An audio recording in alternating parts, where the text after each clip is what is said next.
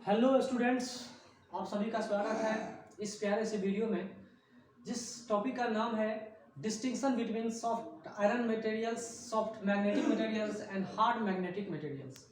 ये जो टॉपिक हम बना रहे हैं, आपको समझा रहे हैं, ये काफ़ी इजी है और बोर्ड पॉइंट ऑफ व्यू से भी आपके लिए बहुत ही ज़्यादा ज़रूरी है। ठीक है, तो चलिए हम लोग समझते हैं क्या क्या कहानी है। कुछ याद करने वाली चीज़ें हैं जो आपकी समझ में आएगी अभी। ठीक है, आशा करते हैं आपको ये चीज़ अच्छा लगेगा। चलिए, तो soft magnetic materials and hard magnetic materials के बीच में क्या क्या डिफरेंसेस हैं वो मैं आपको बताने जा रहा हूँ। ठीक है, तो उसको समझिए कि क्या क्या डिफरेंसेस हैं इन दोनों के बीच में। डिफरेंसेस क्या क्या हैं वो देखिए। तो पहला डिफरेंस है रिटेंटिविटी की। रिटेंटिविटी सॉफ्ट मैग्नेटिक मटेरियल्स की लो होती है, लेकिन हार्ड मैग्नेटिक मटेरियल्स का हाई होता है। कोएर्सिविटी, रिटेंटिविटी मतलब समझते होंगे कितना मैग्नेटिक प्रॉपर्टी अपने अंदर स्टोर करके रखा हुआ है। अगर हमने मैग्नेटाइजिंग फील्ड को हटा दिया तो ये कम स्टोर करके रखता है मैग्नेटिक फील्ड अपने अंदर, और ये ज्यादा रखता है, बहुत देर तक रखता है। इसीलिए परमानेंट मैग्नेट भी कह सकते हैं इसको, टेम्पोररी मैग्नेट इसको कह सकते हैं, और ये परमानेंट मैग्नेट भी कह सकते हैं इसको, कोई दिक्कत नहीं है। ये मैग्नेटिक प्रॉपर्टी को लूज कर जाता है, जितना जल्दी आता है इसमें उतना ही जल्दी से लूज कर जाता है। कोएर्सिविटी, कोएर्सिविटी इसका लो है, मतलब कम ही मैग्नेटाइजिंग फील्ड लगा करके हम इसके मैग्नेटिक प्रॉपर्टी को डिस्ट्रॉय कर सकते हैं, लेकिन इसकी हाई वैल्यू है। इसको बर्बाद करना इतना आसान नहीं है। इसके अंदर जो रेसिडुअल मैग्नेटिज्म है, इसके अंदर जो रेसिडुअल मैग्नेटिज्म है उसको कम मैग्नेटाइजिंग फील्ड लगा के भी हम खत्म कर सकते हैं, लेकिन इसको हम बहुत ज्यादा लगाएंगे तो जाके काम बनेगा।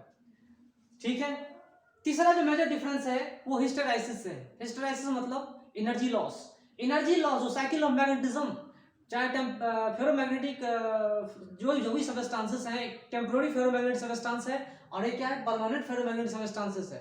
तो साइकिल्स, बहुत सारे फेरोमैग्नेटिक साइकिल्स में जो एनर्जी लॉस होता है वो टेम्पोररी मैग्नेट्स में स्मॉल होते हैं, सॉफ्ट मैग्नेटिक मटेरियल्स स्मॉल होते हैं, और इसमें थोड़ा सा एनर्जी लॉस ज्यादा होता है।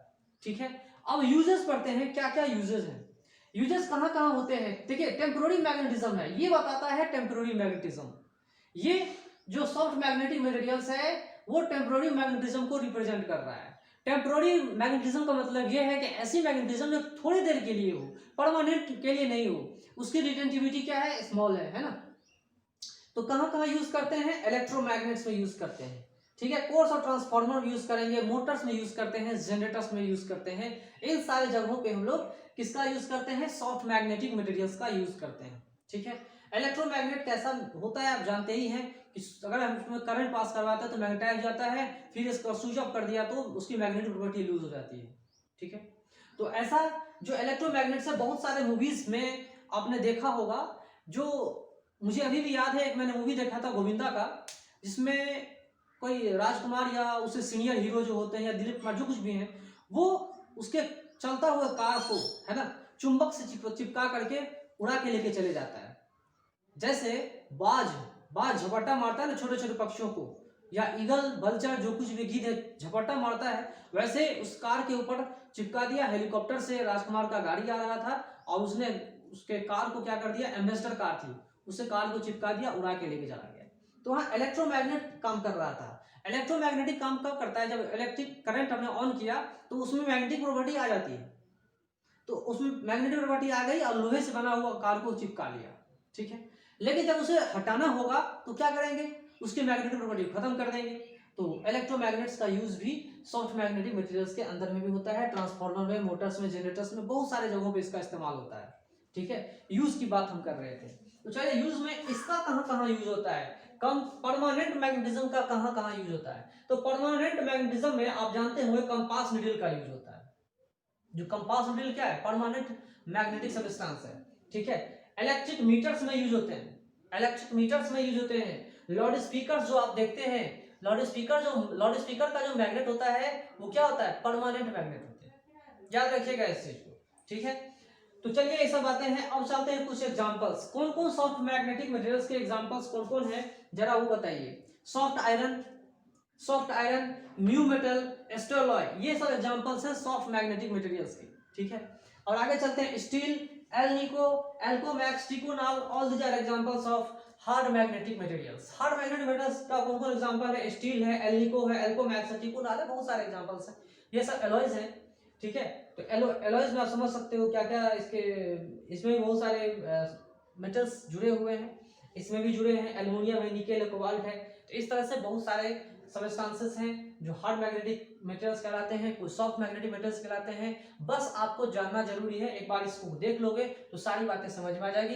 एग्जाम में जाने से पहले, बैठने से पहले ये सब चीजें आप देख लो तो अच्छा है, क्योंकि वीडियो जो हम देखते हैं वो हमें याद रहता है, लेकिन ऑडियो भी हमें याद रहता है, लेकिन जब पढ़ने जाएंगे तो वो अच्छा नहीं लगता, वो हम समझ नहीं पाते हैं। तो विजुअलाइजेशन जो किसी चीज की होती है वो आपके मेमोरी में बहुत अच्छे से बैठी रहती है। मैं अगर चाहता था इस वीडियो को बना भी नहीं सकता था और आपको मैं बोलता था कि भाई होमवर्क में तुम ले लेना, लेकिन मैंने अगर मैं नहीं बनाता एक टॉपिक छूट जाता, difference between soft magnetic materials and hard magnetic materials, जो मैंने आपको बता दिया। एक बार अगर आपने इसको देख लिया तो आपको समझ में आ जाएगा, ज्यादा बुक के पीछे भागने की जरूरत नहीं पड़ेगी। ओके,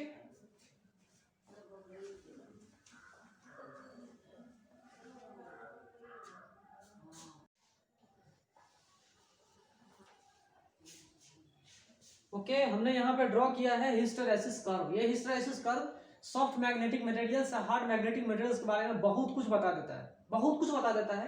तो यहाँ कर्व देख के देख सकते हैं कि जो इसकी एरिया है ना, बी एच वर्सेस का एरिया जो है, बी वर्सेस एच का जो एरिया है वो हिस्टेरेसिस लॉस को बता रहा है। तो hysteresis loss soft magnetic materials में स्मॉल होते हैं, वही अपोजिट में जाए अगर हार्ड मैग्नेटिक सब्सटेंसेस का तो इसमें ज्यादा होता है। ये क्या इंडिकेट करता है आप समझ सकते हो, ये कम ये ज्यादा, इसमें ज्यादा एनर्जी की लॉस होती है। इसको डीमैग्नेटाइज करना इतना आसान नहीं है, लेकिन इसको डीमैग्नेटाइज करना आसान है। बहुत सारा इंफॉर्मेशन इसमें छिपा हुआ है, हिस्टेरेसिस कर्व से बहुत सारा इंफॉर्मेशन छिपा रहता है और बहुत सारी चीजें आपको एग्जाम में पूछते ही हैं। तो इसीलिए आपको बेसिक चीजें जानना जरूरी है कि ग्राफ क्या बता रहा है, क्या कह रहा है, ठीक है। तो चलिए, ये हमने magnetic effects of electric current को टाटा बाय बाय कहते हैं, क्योंकि बहुत सारे वीडियोस हमने बनाए हैं magnetic effect of electric current पे, और एक एक वीडियो को आप जब वॉच करोगे, गौर से देखोगे, तो आपको एहसास होगा कि हमने जो वीडियो बनाया है वो दूसरे टीचरों से काफी यूनिक है, डिफरेंट है, ठीक है। तो उन सब वीडियोस को वॉच करो और फिर हम लोग चलते हैं electromagnetic induction. Electromagnetic induction topic को हम लोग छुएंगे, ठीक है। अब उसमें घुसेंगे, अब उससे हम इंट्रोड्यूस होंगे, एक नए टॉपिक में हम लोग जाएंगे, जिसके लिए आप लोग तैयार हो जाइए, ठीक है। Thank you for watching all my videos, okay.